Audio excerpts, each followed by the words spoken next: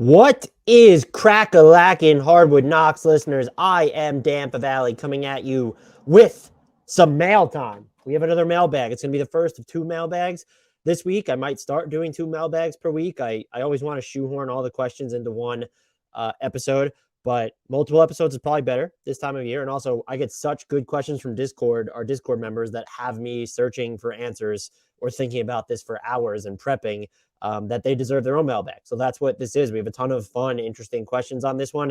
Before we get started, please, pretty please remember to subscribe to us however you're consuming us. If you're on YouTube, I beg you, hit that subscribe button, like, and comment. Help us break the algorithm. It helps us out a ton. Also, please subscribe to us wherever you're getting your podcasts, Apple, Spotify, Stitcher, wherever you're listening to this right now. That helps us out as well. Join our Discord. The link is in the podcast and YouTube descriptions, as are all the social handles for this podcast, including my own and Grant Hughes's and even Adam's around these parts. Still friends. We're all friends around here. Mail time, though. Let's cannonball into it. Just want to begin with some very quick and disheartening news items, obviously. First one up is Miles Bridges is facing 3 felony domestic violence charges after being accused of assaulting his girlfriend in front of their 2 children last month, per the Los Angeles County District Attorney on Tuesday night. The only reaction to this for me is I feel bad for his son. We saw that he was on the video talking about daddy choking mommy. That was absolutely gut-wrenching. And also to Michelle, his girlfriend, the mother of their 2 children. I hope that she's okay. I hope the 2 children are okay. That's the only reaction to have at this point. There are implications for the Hornets and Miles Bridges' future. They don't fucking matter compared to this. Domestic violence is a real issue. We can wait and see how it plays out. I don't want to hear people if all of a sudden, the charges are dropped or he's found quote unquote, if the charges are dropped, there's going to be a terrible discourse. He's officially been charged at this point. It's a serious matter. And again, my only reaction, the first reaction, second, third, fourth, fifth reaction to this is I hope that Michelle and the 2 children involved in this are all going to be okay.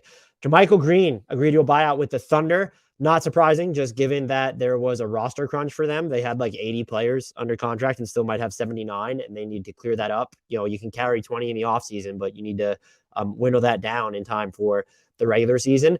So there are still names to watch there to see what happens, maybe some more consolidation moves. JaMychal Green will be joining the Golden State Warriors because they're going to need someone to take the minutes of Jonathan Kuminga and James Wiseman, who will be in Brooklyn next season following the Warriors trade for Kevin Durant. That was a joke. If I got anybody, awesome. But I like the JaMychal Green signing. He can replace the Bjelica minutes, maybe some of the Otto Porter minutes. He's definitely taken a step back the past few years, but in theory, he is someone who can guard the 4 or the 5 and is going to hit some threes. Far from his heyday when he was in Memphis, but I like the pickup by Golden State. And look, we're talking about a lot of injuries and age here. Kevon Looney has not been the healthiest player until the past 2 seasons, but more so than that, Draymond Green is getting up there, and then Wiseman, his injuries, and then just the inexperience of both Wiseman and Kuminga. You're going to need veteran reinforcements in the front court. So I like getting JaMychal Green here. I was kind of not hoping, but I was curious whether Miami was going to show any interest after losing PJ Tucker. They just might view playing him alongside Bam Adebayo as untenable, or perhaps he just really wanted to go to Golden State. Who knows there? But I thought Miami might have been able to offer a little bit more of a prominent role for him. It is time to belly flop into this mailbag. We will begin with Ian42 asking, understanding, based on the way the Blazers played in Summer League, watching the defense switch into pressure zone off misses, which is weird to begin with, but a high pressure and recover system, what are the chances that Damian Lillard returns to his 2018 form after the surgery last season and actually plays good defense, and the Blazers are actually better on that end of the floor next season? The press off misses was interesting. I had to go back and watch some of it because I don't think I saw enough of Summer League to pick up on that. I am curious whether it's going to translate with the personnel that they currently have on the roster. Does it, and I'm talking specifically off of misses here. If they're going to send 2 or 3 guys, 2 after the ball, have 1 man in the passing lanes in the backcourt, does that eventually leave Yusuf Nurkic out to dry in any situations? I do not know. Are you going to trust doing that when Damian Lillard and Anthony Simons are both on the court at the same time? Can you trust them to just make those reads? I think when you're changing it up or knowing off of which misses you're going to do it or which situation specifically, it's going to take a lot of defensive IQ.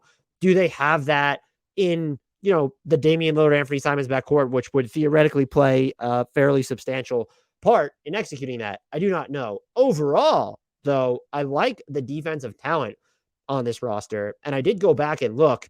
The Blazers have had a top 10 defense twice since Dame entered the league. In 2014, 2015, they were 10th in points allowed per possession per cleaning the glass. And then again in 2017, 2018, they were 7th.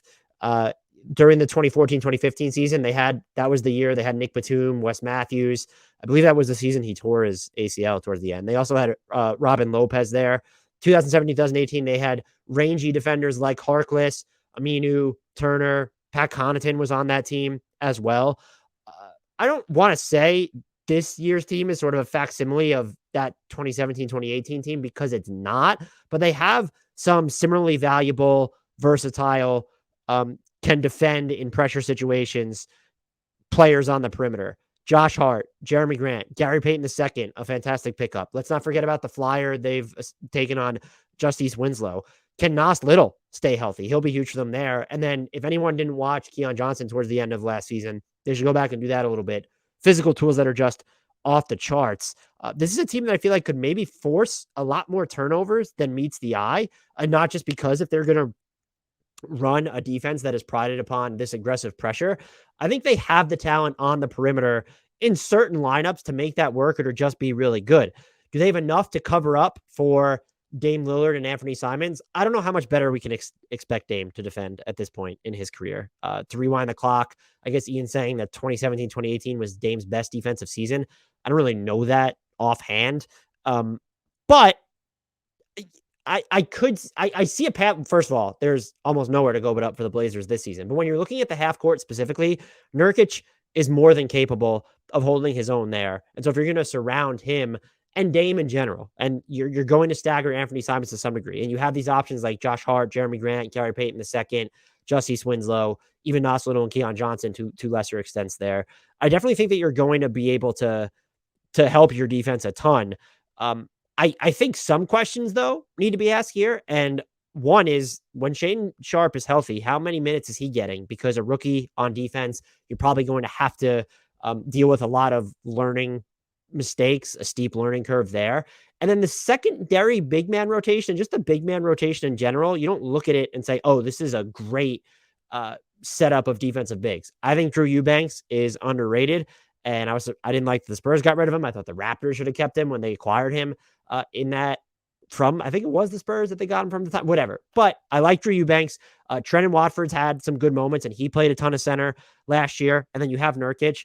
That's a little bit uninspiring. Still, I think in the aggregate, you have the personnel.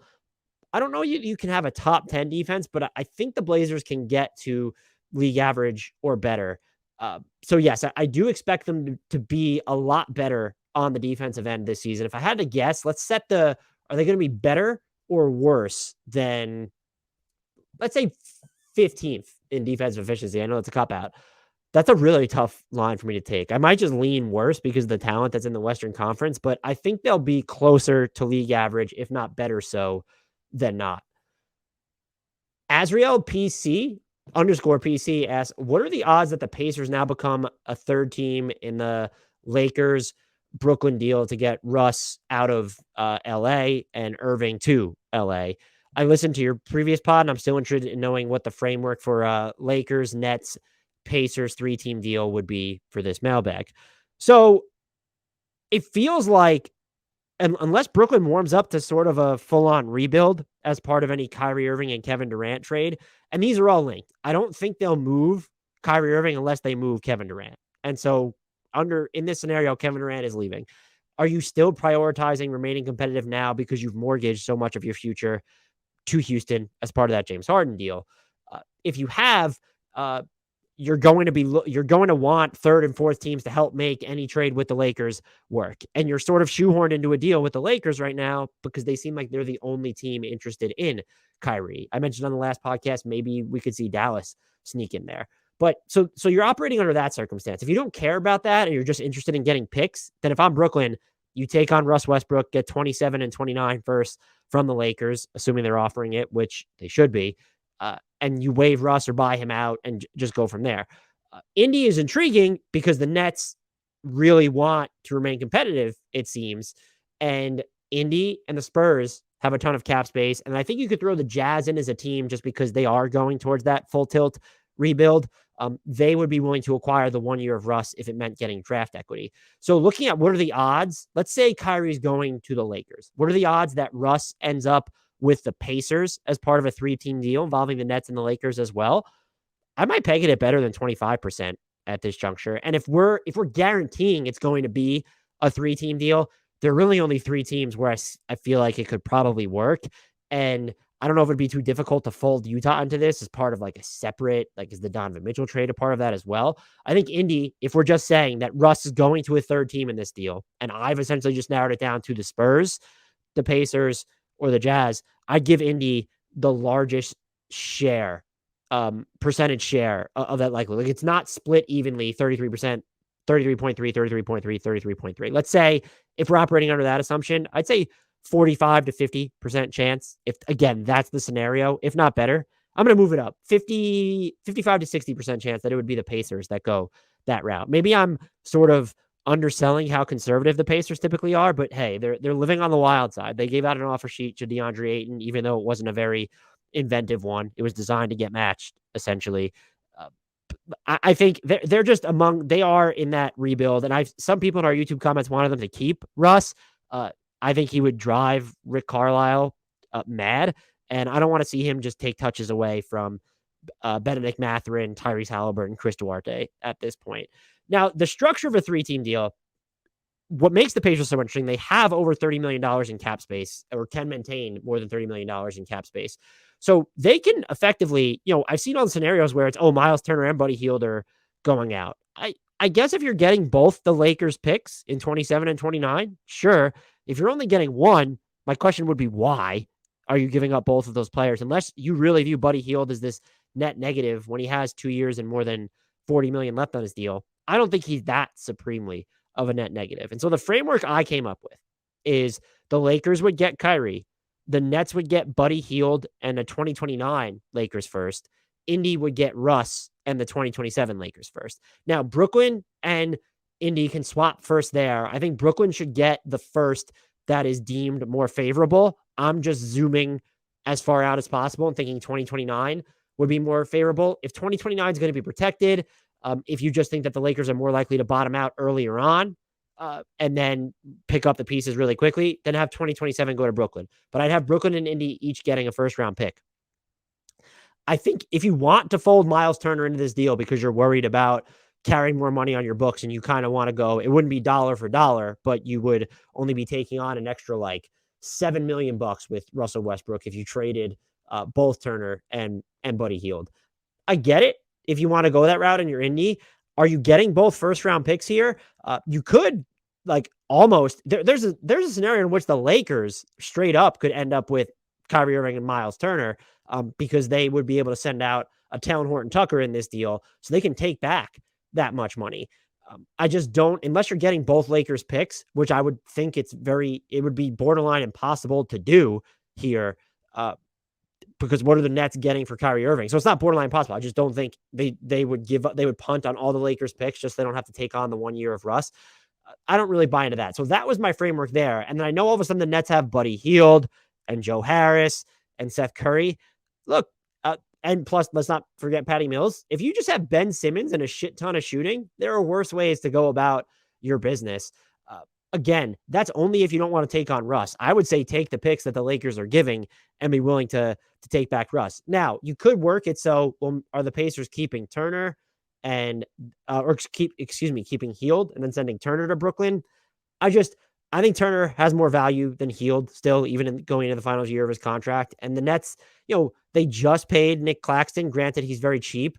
Do you want Turner, who is going to be a free agent next season? I guess if you're trying to compete immediately, you have him for this year. You think about re-signing him in free agency during the 2023 offseason. Sure. If I'm Indy and I'm taking back Russ and I'm giving up an expiring contract, I don't know if the 1 1st-round pick does it enough for me. And you're also obliterating basically all of your cap space in that model because Buddy Hield makes more than Miles Turner. So and there's also other ways to work this where they can send out Daniel Tice as well as part of this deal. Like, do you send Daniel Tice back to the Lakers, force them to take back something else? They have the ability to take back a ton more money. So even just doing Buddy Hield straight up would obliterate most of your cap flexibility that's remaining. Maybe they want to save some leading into the trade deadline, but they have other salaries that they could fold into this deal.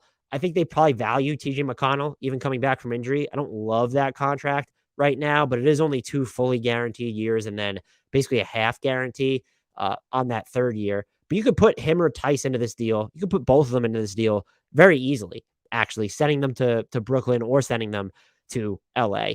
I would almost argue that if you're Indy, you should be rooting for maybe the Kyrie scenario to come off the table in Brooklyn. I said that I would give up Hield and Turner for both those Lakers first round picks.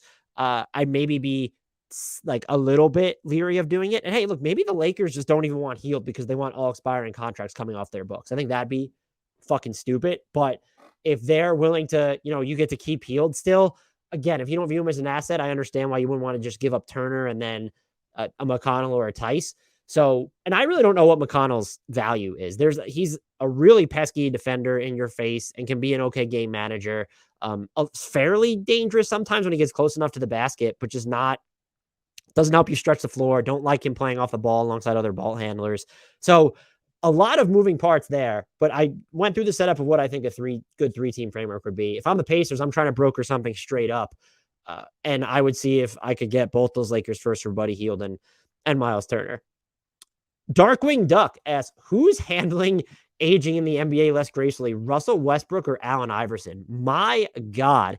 Russ, if he gets traded again, as Johan Buha noted at the Athletic, will have played for more teams over this, age 31 to 34 span of his career than Allen Iverson did. My answer to this question, I have it written in my notes, is geez, I don't fucking know after really thinking about it. Russ has actually been more efficient from his age 31 to 33 seasons than Allen Iverson was. Shot better on 2-pointers. Their assist to turnover ratio was virtually the same. I think they were both probably equally as stubborn when it came to changing their game. The difference to me is Westbrook is healthier than Iverson was at that point in his career. And healthier in the sense like he is playing more prominent roles. He's appeared in more games during this stretch of his career for whatever reason it is.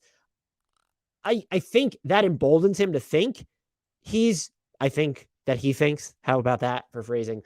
I do believe that maybe that emboldens him a little bit more than Allen Iverson, but Allen Iverson was one of the most confident players in the NBA of all time.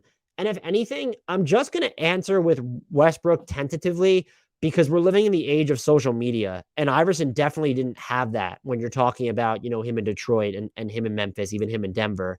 And it also felt like, but on the flip side, I do feel like Russ has at least tried to adjust within very strict confines. And I had this discussion with someone on Twitter who said that I wasn't giving Westbrook enough blame for the Lakers dilemma just because we saw him adjust a little bit in Houston with Harden and then somewhat in Washington alongside Bradley Beal during the second half of the year. He was still a very ball dominant player in those settings.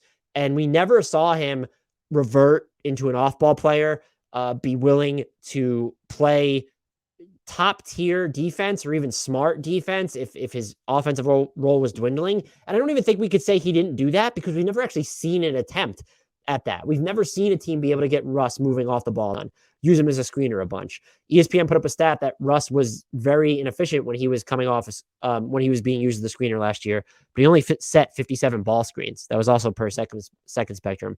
That's not high enough volume to sort of draw any drastic conclusions.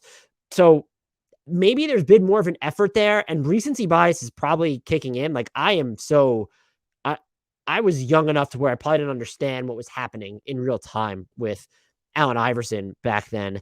I honestly don't know. I still feel like AI had better offensive highs than Westbrook is having right now, but maybe the Lakers season is just tattooed into memory at the moment because he had a wild hot stretch to close his time in Washington, and the same with Houston. What I will say is it did feel like teams adapted to Russ more than we saw with AI. Houston legitimately just traded its starting center in Clint Capella along with a first-round pick to go all into small ball and maximize the shooting around Russ model. We saw the Wizards give Russ adequate control over the offense when he was healthier with them as well. The Lakers, they didn't kowtow to Russ's functional whims as much, but they also didn't not do that. They didn't try and force him into the role that they needed or wanted from him. And maybe that there was pushback. We know there was pushback from him behind the scenes based off his exit interview, his own exit interview. And how do you frequently bench $40+ million in salary? It's almost impossible. I don't have a great answer to this question. I'm going to say Russ just because we're living in the age of social media where everything is magnified times 1,000. And you're also in a situation where when you saw AI in Denver, it almost felt like they brought him in to be their second best player. And it just seemed like he was a little bit more open to the possibilities of Detroit and Memphis, unless I'm misremembering. So I'm going Russ. It's really close. And that's probably why so many comparisons are being drawn between the two. Christopher asks, will you offer an official apology to the Kings if they somehow manage to make the Western Conference or NBA Finals? I don't really know what I have to apologize for. I came on the podcast and said people are going to slam the Kings no matter what decision they made on draft night. I've not that I've come around on Keegan Murray. I understand the Keegan Murray draft pick. I just did a YouTube segment, and it was also a podcast segment where I talked about the value of Keegan Murray, how good he looked in Summer League, how perfect he might be for this team. And we're actually going to have a little Keegan Murray riff in just a second. But I don't know. I begged the Sacramento Kings to choose a direction, a concrete direction. I don't think they've done that, to be honest. The Sabonis trade was sort of like an all-in play that got you nowhere, in my opinion. Let's see how this season plays out. I don't think, unless they make other moves on the trade market that I don't see coming, I'm not picking them to make the playoffs this year. I'm not picking them to make the play-in either, I don't think. And so if they exceed those expectations of mine, then yes, I will offer an apology to the Kings if they make the playoffs outright. How about that? If they are one of the top 6 teams in the West, I owe a big apology. If they make it into the play-in and then out of the play-in, then I will also apologize. But I wanted them to angle for something that was higher than play-in territory, either by starting anew or even just resetting around Fox and Halliburton, or go all in a clarifying way that made me think, okay, they have a realistic shot at being a top 6 team next year. I don't view them as having a realistic shot at being top 6. Again, failing any major complications with other teams or a big time move from the Kings to close out this offseason. Demos Quoll asks, what's the ceiling for the top 5 rookies and what's their floor? Can Keegan Murray be compared to Tatum, or is it just too soon? I want to hear your most blasphemous comparisons. Demos, you're going to get me into trouble with this. I respect it. I'm going to answer the questions anyway. I'm taking this quite literally. I am going at least when it comes to best case scenario for the top 5 picks, I'm going to go the absolutely bonkers route and as high end as I can possibly think. I want it to be within reason. And when I did best case, I decided I don't like assuming that there are these direct comparisons. So I combined players for the most part when looking at these best and worst case scenarios. Some of these worst case scenarios, I think because I'm so high on all 5 of the top 5 rookies at this point, they're probably not spicy enough, but I tried to go spicy as hell in the best case scenario. So let's start with Paolo Banchero, who I'm in love with. I see a lot of the Blake Griffin comps.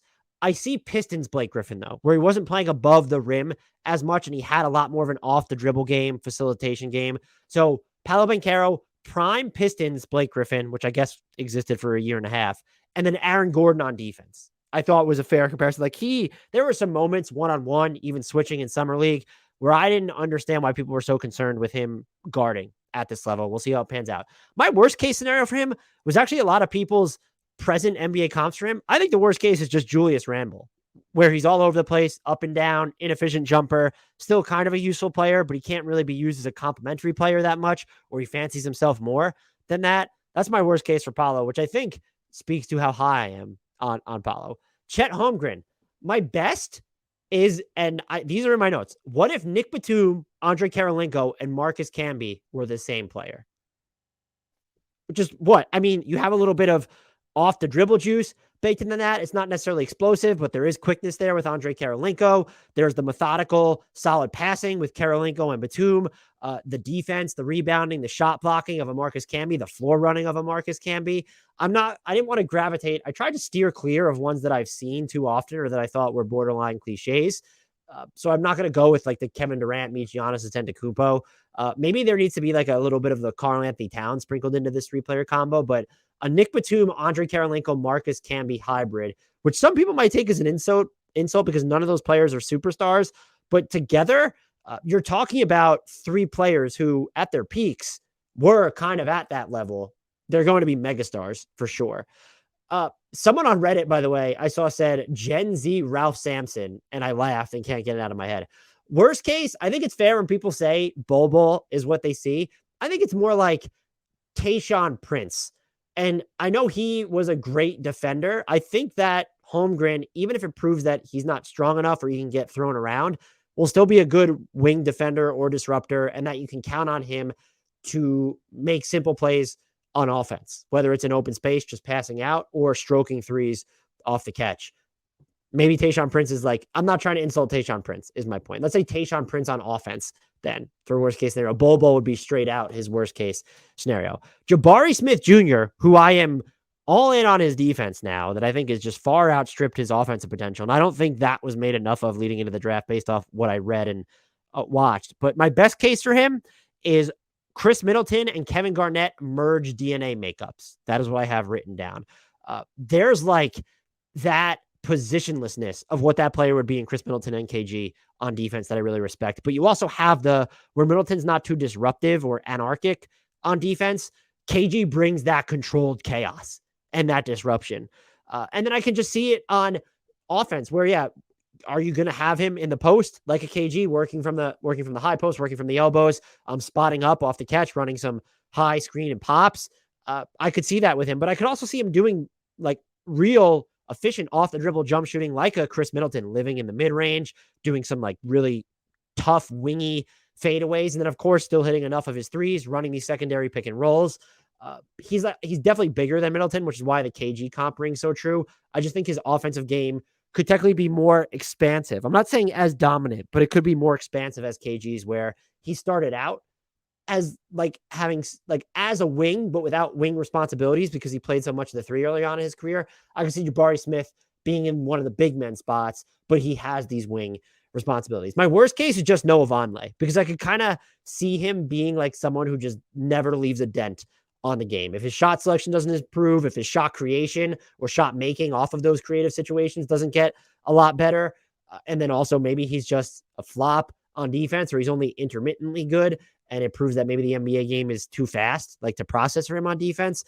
This is someone that I feel like, I know a lot of people said that he might have the highest floor of the bunch, like of the top 3. I kind of feel like he might have the lowest floor now. I could be wrong there, but the best case scenario should at least make Rockets fans excited. Please just don't be mad at me. Keegan Murray, I don't see the Jason Tatum comps. I just don't think we're ever going to see him have the variable on-ball skills of a Jason Tatum. And I know even then it was hard to imagine Jason Tatum having those skills when you look at his rookie year and how he was used.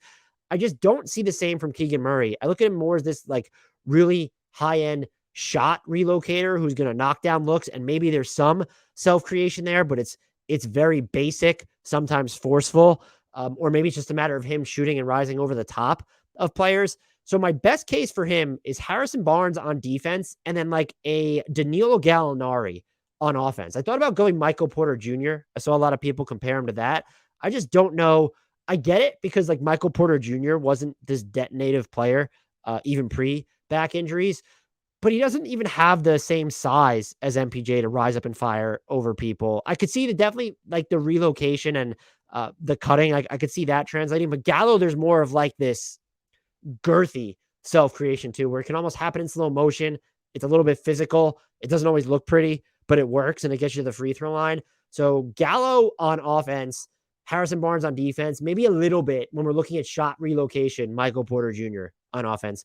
My worst case scenario, I think, is Marvin Williams just in general, but he was a rock solid defender. So let's say Gallo on defense and Marv Williams on offense for Keegan Murray there. he, of the four, feels like he could technically have the highest floor so far.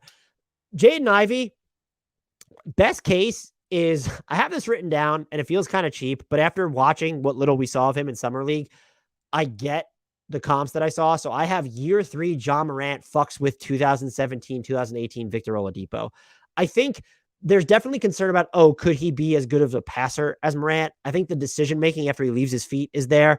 We saw him throw some nifty passes, and then just a couple of the, even dating back to his time in school, and then some of the plays in Summer League, there might be more like of a perimeter threat, a more like not just Ja Morant, finally making defenses pay for going under screens. I'm talking off the dribble three, not just a floater game, but like a fire off on a whim mid-range game. And that's where Oladipo sort of comes in. And then there's that all defense level. I'm just kind of baking in his physical tools there. If you wanted to go with someone more like a Gilbert Arenas or Baron Davis, prime one of those rather than a Ja Morant, I would get it. I think those, probably Gilbert Arenas is more apt. Just that's someone who's not appreciably worse as a passer, but someone who's not going to be known for his playmaking first and foremost, like Ja Morant can be, where it feels like his scoring and playmaking are all almost on equal levels. But if we're just trying to envision the best case scenario for Jaden Ivey, it's Ja Morant fucks with all NBA Victor Oladipo. I'm sticking to it. His floor, worst case scenario, feels like a Dennis Schroeder. It should be someone who's always very solid on the offensive end, but always leaves you wanting more on defense. And then you can't always count on him on the offensive end. Maybe that's too high a worst case scenario, but we're talking about Dennis Schroeder, still under the age of 30, one of the final free agents remaining at this point. He went from having a very lucrative, was it $80-90 million extension on the table from the Lakers last season, to playing out the mid-level on the mini mid-level this past season, to being flipped by the Celtics at the trade deadline, to now he currently doesn't have an NBA team. Let me know what you think about that in the comments, the YouTube comments, or get at me on Twitter if you're listening to the podcast or the Discord. This was a tough exercise. I spent way too much time on it, so I hope that at least shows, and it came from a good place, even if I'm completely wrong. Cosmic Raccoon asks, question from a Rockets fan. I think our coach, Paul Silas, is I think our coach, Stephen Silas, is one of the worst coaches in the NBA. As someone outside of Rockets fandom, do you have thoughts on Silas as a coach? Personally, I'm really looking forward to him being released and the org moving on, hopefully during the season. I did ask Cosmic Raccoon a follow-up question of what specifically he was talking about. And he went into, they gave me, a very extensive answer that was great. The highlights included, he consistently prioritized giving minutes and touches to vets, even though the younger players behind those vets are performing better. And he also can they can also give a lot of examples from the last 2 years of that, and that he never holds the vets accountable for a lack of effort, selfish play, or bad mistakes. And there doesn't seem to be a tangible style on offense. That I will say, and he brings up the usage of Christian Wood and Şengün, where they had Şengün spotting up for Wood, rather than the other way around, because Şengün's not as good of a shooter and is a lot better of a passer. My whole thing is, I don't know that the Rockets were talented enough or have enough options to judge Silas in that manner. I think we've definitely, yes. And so the notes that I have here is I think that it took too long for them to explore Josh Christopher. I don't know how much of an organizational decision versus Silas decision that it was to not use Usman Garuba ever, but that was a little bit disappointing. I just don't know what the Rockets tried to take options away from him by benching John Wall. Now they've traded Christian Wood. So maybe there's an element of concern there for themselves. Are they in a rush to trade Wood if they don't have one of the top 3 picks and know they're going to get another front court player? I honestly have no idea.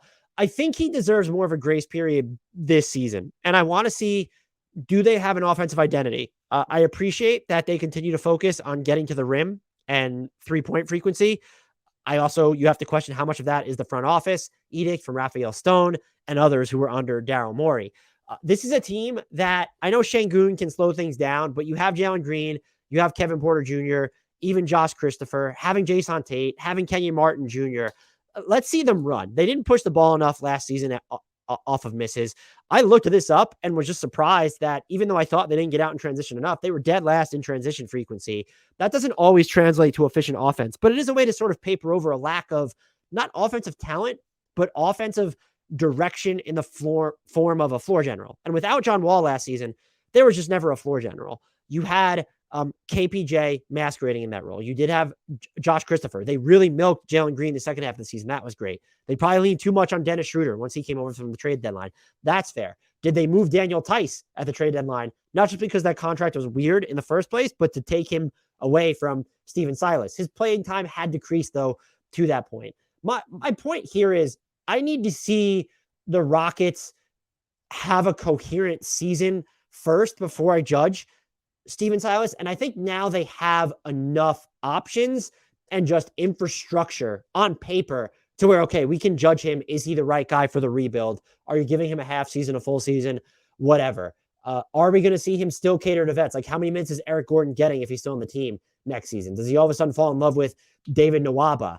Is Usman Garuba still not getting burned here? We know that Jalen Green and Jabari Smith Jr. are going to get adequate run. But how are you going to use Jabari Smith Jr. and Alperen Şengün together?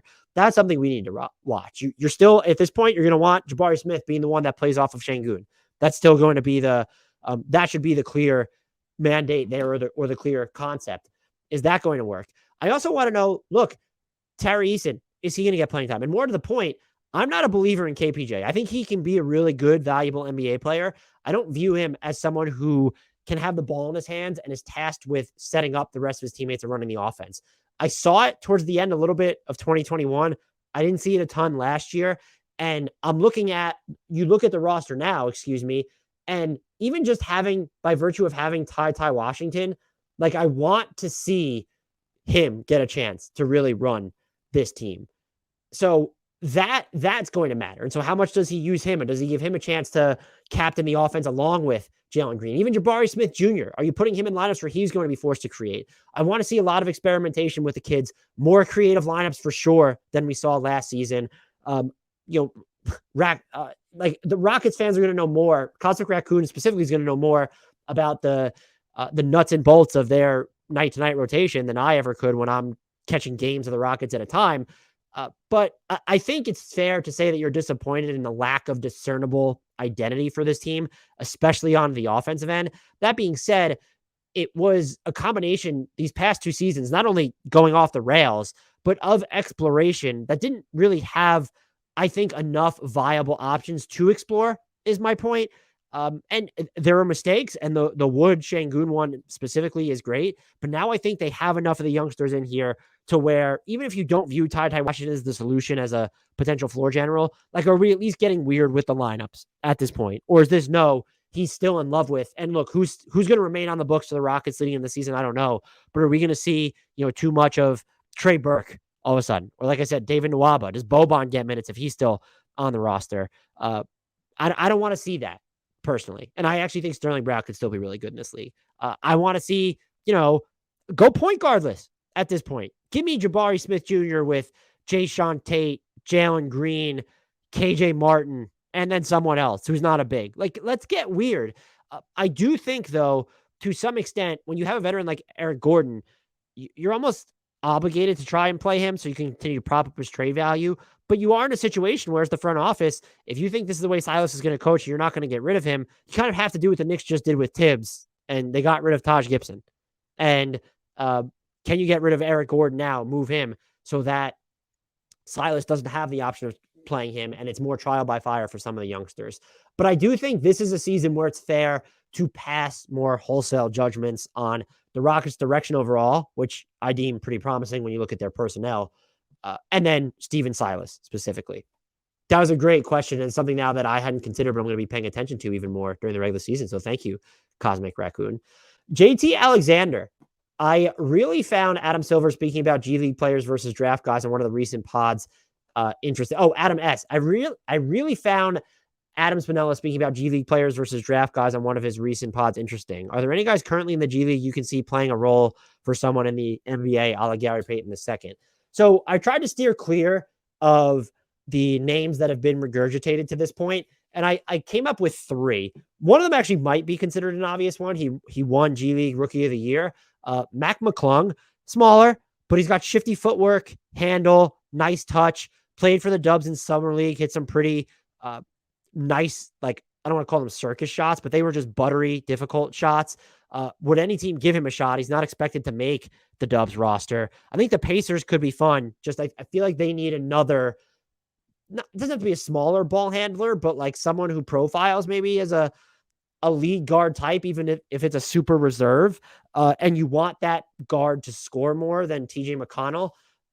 I don't know if McClung is a good enough passer to fulfill that role, but he is someone I would keep. If you can have nice touch, especially off the dribble, get in the lane, be physical, finish through contact there, even further away from the basket. Does feel like he bails out from the rim a little bit too much based off what I watched from him. Another guy played for the Pistons in Summer League. He is currently on a two-way. Braxton Key. Is the jumper there? Because he was pretty disruptive, like on the defensive end. He can defend some really bigger players, man passing lanes, finish some like tough angled layups or not even layups, but just difficult shots around the rim. I would love to see a team that's wing decimated or doesn't have a pure three on the roster, like a Utah, a San Antonio, or Mini to get a hold of him. And then finally, familiar name around these parts, and it might be a little bit more apropos to Gary Payton II, except that he is a former first-round pick, but he is 27.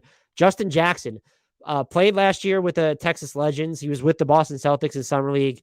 6'8", shot 45.7% on threes in the G League last year. He, in Summer League specifically, looked a lot more comfortable working with the ball. Like you could almost trust him to come around screens, grab the ball, and then make quick reads in space. Is he continuing to dribble an attack, or is he just throwing these really quick pocket passes? I thought, oddly enough, that Sacramento would be a good fit for him because they still kind of need wings there. Is there too many bad memories? He started his career with the Kings. The Lakers could really use to give him a shot. Are they going to be willing to give someone who's just older, has some NBA experience, some run alongside LeBron and AD and however else they're going to flesh out their best units? I actually really wouldn't mind that fit. That would be a very creative flyer by the Lakers to me. The Pacers are there. Cleveland was another team I thought of if you really trust in his three ball, and then someone who I still think could be really good on defense, especially away from the ball there. And then Utah, because their wing decimated. I hope that's the type of answer you were looking for, JT, and I hope that I caught you off guard with some of the names. Like I said, the Justin Jackson reclamation project would be pretty fun to see specifically. And then after that, if I had to rank these three guys, I think I have Jackson followed by Braxton Key, then Mac McClung. Actually, let's get to this. Let's get to this one first, because from Glad, you always have a way of asking questions that make me spend like at least 30 to 45 minutes thinking about them. So thank you for that. But also I'm kind of angry with you for consuming so much of my time. Just kidding there. Who do you think are the top 10 defenders of all time? And where does Gobert stack up all time in that? Also, is Tim Duncan low-key number one, or is that spot reserved for Hakeem? So I'm not going to give you definitive ranking because it was too hard. I do have 10 players. And then some toughest cuts, and then current players that I think could still crack that. I think if you want to look specifically at, I'll answer the last two questions first. I have Gobert in my top 10 already. This guy has been a defensive system unto himself for a half decade, guaranteeing his team a top 10 defense. And it looks like his prime is going to wind up stretching longer than Dwight Howard's, or at least the fact that he's going to be more plug and play, I think ends up helping him compared to the longevity that Dwight Howard has now displayed in the league, but it was also sort of cut short. Like he's been around, but like the longevity is sort of tainted a little bit. So I have Gobert in my top 10, just one of the most dominant rim protectors I've ever seen. And I would also say, the Dwight Howards, the DeAndre Jordans, like those kind of bigs from his era, even Clint Capella, they never held up as well in space as he did. Is Tim Duncan number one? I think he could be number one. I'd probably put Bill Russell there. There's Hakeem and David Robinson. I think all four of those guys have a case to maybe be number one. I think I'm so in love with Tim Duncan, he could be my number one, but Bill Russell was maybe dominant in ways, both numerical and functional, anecdotal, that perhaps Tim Duncan was never like that loud in your face player. His longevity on defense too was incredible. But my players that I have in the top 10 in no order, they're just listed this way: Tim Duncan, Bill Russell, David Robinson, Hakeem Olajuwon, Scottie Pippen, Kevin Garnett, Rudy Gobert, Draymond Green, Ben Wallace, and Kareem Abdul-Jabbar. Filling out, full disclosure, Kareem Abdul-Jabbar was my last inclusion here. Came down between both him and Ben Wallace were sort of the ones that I was debating to cut. And my toughest cuts were, and I think I might diverge on one of these, Gary Payton. I don't think many people have him this high. Dikembe Mutombo and Dennis Rodman. And active players who I think have a chance to get into the top 10 all time. Kawhi, if he just stays healthy, he might already be there for some. And then Giannis Antetokounmpo, of course. I don't know if you can put him there just yet, but it certainly feels like he might be tracking in that direction. Mile High Hoops asks, who are your dark horses for all the major awards next season? This is interesting. The way I set it up was I did go look at betting odds, and I said that anyone I picked couldn't be laying. I didn't want to set just a specific payout. They couldn't be laying one of the 10 best odds. I wanted people who were outside of that. So let's start with Coach of the Year. I think Willie Green with the Pelicans. I'm not sure if he's dark horse enough, but with Zion coming back, he was my first pick. That was the one I gravitated towards. With Zion coming back, the progress the Pelicans showed on defense last year after their slow start, specifically in transition, even the fight they put up against Phoenix in to start the playoffs, I think this is a team that could be a top 4 squad in the West if they get enough games out of Zion Williamson. I'm not even saying 75 to 80, but like 60 plus. I also considered Mark Daigneault with the Thunder. And for anyone who cares, Willie Green is 16-1 right now to win Coach of the Year. I have Mark Daigneault, Jamal Mosley. They are both 100-1 to win Coach of the Year. And then Rick Carlisle is 80-1 to win Coach of the Year at the moment. I think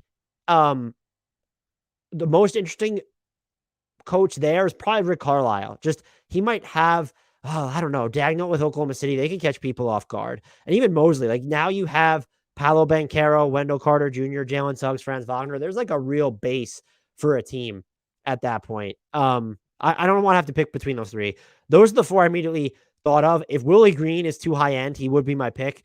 If you consider Willie Green too high end, I'm going to go with Mark Daigneault of the Oklahoma City Thunder. I might just be too high on them with Shai Gilgeous-Alexander, Lou Dort, Kenrich Williams coming back, and then Chet Holmgren, of course. Next up will be Rookie of the Year. Most interesting ones to me, the single most interesting one to me, actually, is Ty Washington of the Rockets. I just think he can wind up getting more minutes immediately. Plays bigger than he actually is. They still don't have, to me, their point guard of the future in Houston. And if you give him real run, I could see him putting up the numbers necessary to be in the discussion. Marjon Beauchamp plus 5,000 stood out as well. I don't know if he gets minutes with Milwaukee, but they don't have a ton of wings. And the Chris Middleton injury now throws a wrench into the plans. Maybe he sort of surprises everyone. We don't typically see a player from a team that good enter the discussion. I also have Bryce McGowens from Charlotte at plus 10,000. I don't know if they're going to play him, but that dude can score in all sorts of ways. And I was incredibly intrigued by him coming into the draft. And then I rounded out Jake LaRavia with Memphis at plus 6,000. I'm assuming they're going to plan on giving run to him in addition to Zaire Williams, just looking at their, and David Roddy as well, just sort of looking at them letting Kyle Anderson go. You also have the Jaren Jackson Jr. injury to start the year.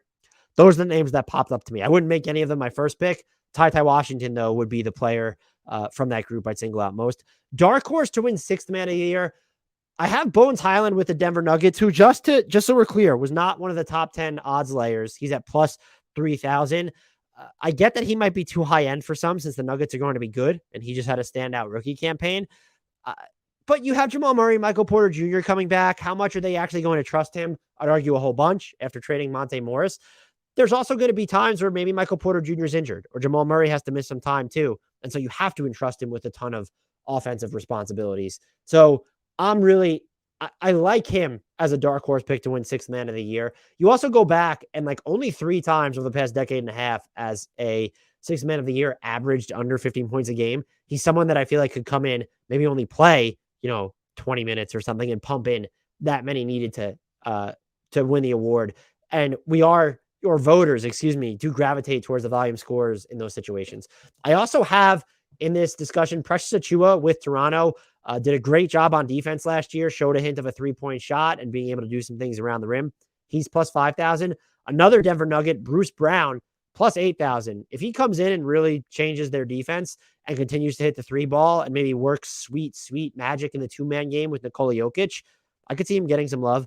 And then Otto Porter Jr. at plus 20,000 for the Raptors is also intriguing. Their bench was decimated last year. You probably can't count on OPJ to play more than 20 to 25 minutes. But if he's hitting his threes and really preserving the Raptors' positionless defensive integrity, keep an eye on him. Finally, I don't know what the Thunder rotation is going to look like, but Aleksej Pokusevski, I felt like his game at points last year really started to come together, and this could be a higher end prospect than people really consider. If he's coming off the bench, absolutely keep an eye on him for Sixth Man of the Year. Most improved player, I'm gonna hand to God, Tyrese Haliburton was my pick. He's the second. He's laying the second best odds at plus 1,200. I guess I didn't realize how high nationally people were on him. I just assumed that many thought he'd fall short of, being a player who can make that superstar leap. I'm glad that they don't. I have my other choice here. My top choice is going to be Keldon Johnson with the Spurs at plus 4,000. The extension, I think, shows they are invested in him, and that means they're probably going to let him explore more on-ball offensive stuff. I like the progress he made as an off-ball offensive contributor. If he can add more directionality to his drives, just look out for that. And he does give you a ton of defensive malleability. I also have Aleksej Pokusevski here too at plus 8,000. Onyeka Okongwu in Atlanta at plus 3,300. I think they need to trade Clint Capella or John Collins to sort of pave the way for that to happen. But that guy is really good. And the way that he can defend a bunch of different positions, really, he's very portable in that end of the floor. And then there's more to him on offense than I think people view him as. Yeah, he's a play finisher, but he has kind of might have a little floater game, can make these one or two dribble reads as well, in addition to doing all the usual rim runner stuff. And then finally, I have Cam Reddish here. This is a shot in the dark because I would like Cam Reddish to pan out. He's at plus 25,000. Okongwu, by the way, is plus 3,300.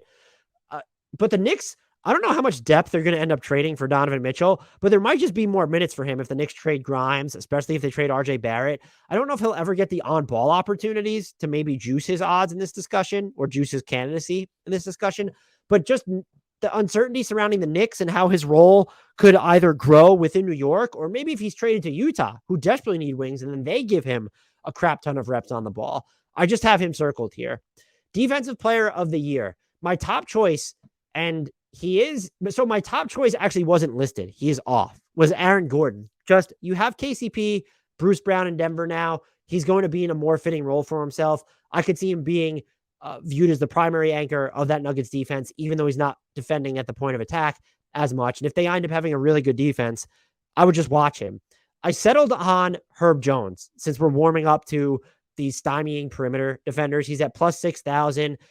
He's just fantastic. He's everywhere all at once at the same time. Incredible. If the Pelicans wind up having a substantially above average defense, which I think is possible, he's going to be cited, rightfully so, as the primary reason why.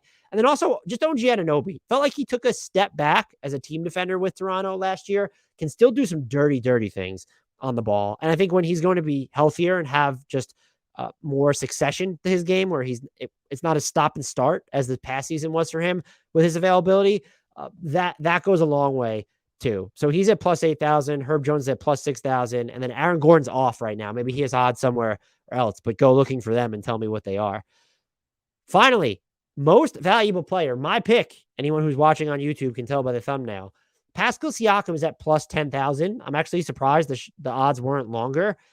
We don't know for sure if he's going to be in Toronto, but I think you can bet against a Kevin Durant trade at this point, or at least say he'll still be in Toronto if they do acquire Kevin Durant. I think the Raptors could contend for a top 3 seed in the East. There's the Celtics and the Bucks for me if everyone's at full strength, and then it's wide open everywhere else. I am getting close to being incredibly high on a full strength Sixers team though. Pascal Siakam, all NBA player. This is someone who really improved his playmaking, the directionality on his half court offense, where he's just a lot more unpredictable. If the threes are falling at a reasonable clip and he continues to play the type of defense that he did last season, and the Raptors are really good, I think he'll end up getting a ton of shine in this discussion. I also have Paul George at plus 8,000. I have SGA, Shai Gilgeous-Alexander at plus 15,000, just to tell you how high I am on him. If he's going to have complete agency over the Thunder offense. If they wind up being a play-in team or something, I just wonder if there's should we consider him?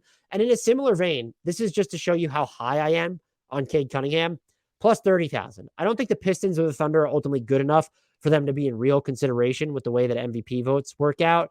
But I'm incredibly sky high on those two players. And I also have Rudy Gobert at plus 50,000. If the Timberwolves wind up being a dominant regular season team on the back of a dominant defense, he might get a lion's share of the credit more so than an Anthony Edwards or Karl Anthony Towns. And just when you inject a new player into that type of situation and you see that material, that wholesale change, he's going to have that anecdotal bump. And that does matter in the MVP discussion. One quick note on the MIP. I should have mentioned this before. I steer clear of second-year players. And so if anyone was looking for a Cade Cunningham or an Evan Mobley or Scotty Barnes there, some of those guys, were not dark horses, but I just tend to steer clear of sophomore. So those are my dark horse picks. I'll wrap them up very quickly. My top choice for each category. Coach of the year is, I'm going to stick with Mark Daigneault. I don't think Willie Green is high. It's Mark Daigneault or Willie Green. I'm already off the rails. Those will be my top two. Rookie of the year, Ty Washington of the Rockets. Sixth man of the year, Bones Highland of the Denver Nuggets.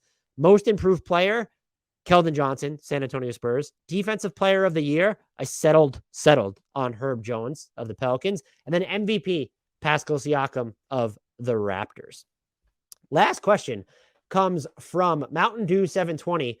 A less serious question. Dan Favale gets to change journalism careers from one NBA season, including offseason and free agency. What new type of job would he enjoy the most or find the most exciting? Local beat writer for favorite team, breaking news personality like Woj Shams, supervisor of team media, in-stadium encore personality, national sports anchor, etc., stuff like that. One, I appreciate when people ask questions about myself. It makes me feel like everyone here cares about me when they're listening to my ramblings. And I've had some very nice compliments thrown at me from Discord, direct messages, and YouTube lately. I appreciate them all. And it's really cool that Mountain Dew 720, even if he's just trying to grease my ego, would ask a question like this. It does make me feel valued and makes me feel like we're really building this community here. My pick would be, I can't even say an assistant GM just because of the way titles work now. I want to be the guy right underneath the guy and having more intimate knowledge of the Knicks. Like, give me Brock Aller of New York, who's just below Leon Rose. And he's doing a lot of and Fred Katz of The Athletic recently noted this, he's doing a lot of the trade negotiations. I want to be the person that's in that room, haggling over the minutia of the deal, knowing what other offers were out there, knowing actually how many phone calls come in and out. I want to be passing out information by design to reporters who think that they're actually plugged in, but they're being used as mouthpieces. Which, a quick rant there. It's just, I have all, like, the game is the game at this point, however you feel about Shams and Woj. But I also feel like the reaction to the Knicks not allowing non-in-house media to Jalen Brunson's introductory presser was fucking lame. And I did see a lot of, not uproar on Knicks Twitter, but just reaction like, oh, now people are going to complain about this when it really doesn't matter. It's tend to be viewed as, do you need access to cover this team? And then also, what are they going to tell you in that press conference? They're never going to give away trade secrets or real answers. I saw a lot of people say, too, that there just would have been a lot of Donovan Mitchell questions at the Jalen Brunson introductory presser. I don't care. Access needs to be part of the business. And I do think that as someone who doesn't think access is the end-all be-all, depending on the way you cover the league, I just feel like there are people that cover specific teams or root specific teams that don't realize how they're used by certain sources of those specific teams or from player agents or player parties to further agendas. And they think that they're plugged in and that they've done something on this almighty level. This isn't even a subtext at anyone, a sub rant at anyone in particular, but it is notable that the Knicks actively don't seem to want the media to cover them or have access. And it's just shameful. I agree. They're not going to give away anything substantial at the press conference. Force them to face the questions, though, because you know what? The people who attend those press conferences or who are going to ask those questions, they're at least there are people, even if you don't like them, will ask the tougher questions. They won't be fluff or, yeah, okay, do some media outlets? I don't think anyone actually has an anti-Knicks agenda. There are probably people that are very hard and low on the organization, and just myself included with how they operate, even though I've been impressed with a lot of their transactions under the Leon Rose regime. But there should absolutely be access to an introductory presser like that, and they should have to face the Donovan Mitchell trade rumor discussions because that's going on right now. They should have to face the tampering questions, even if they don't give you an answer. That's a process that should be gone through. And just because you've asked questions via Zoom or talked to people within the organization or close to players before, like, that's not the same thing. That is not access. That's like quid pro quo on the lowest end. So that bugs me. But moral of the story, I would be an assistant GM, I guess we would call it, or just a person who is maybe the salary cap expert who is going to do a lot of the trade calls, going to come up with a lot of the trade package and like haggle over pick protections and stuff like that. And also just having the intimate knowledge of what's out there. As someone who reacts to trades, who grades trades, I do think a lot of times people, myself included, forget that teams aren't actively taking inferior offers. I'm sure it's happened where they have pre-existing ties with someone from another organization, but the Minnesota Timberwolves deal specifically, like they didn't give up that many first round picks just because they wanted to. They gave up that many first round picks because that's what it took to get Rudy Gobert. And we could phrase it as, well, what was the second best offer they had to give up for that? Well, is it really that? Or is it just the Jazz made it perfectly clear, knowing who's in charge of them right now and Danny Ainge, they were fine keeping Rudy Gobert? I want to know the stuff that's never going to get reported behind that, or the stuff that's going to get reported. You'll tell it's very clearly one-sided unless we get like this real tell-all. So yes, I would be, thank you for that question. That was fun, but that's what I would be. And preferably I would be that assistant GM or the trade negotiator, salary cap expert for a team that an expansion team in San Diego, because that is one of my dream places to live. There's everything you didn't ask for. Thank you everyone for sticking with me through this mailbag. If you have not already, please subscribe to us, hit the like and subscribe buttons on YouTube, and find us, follow us, download every episode wherever you get your podcast. Until next time, and as always, I leave you with a shout out to the one, the only, the indelible Frank Ntilikina.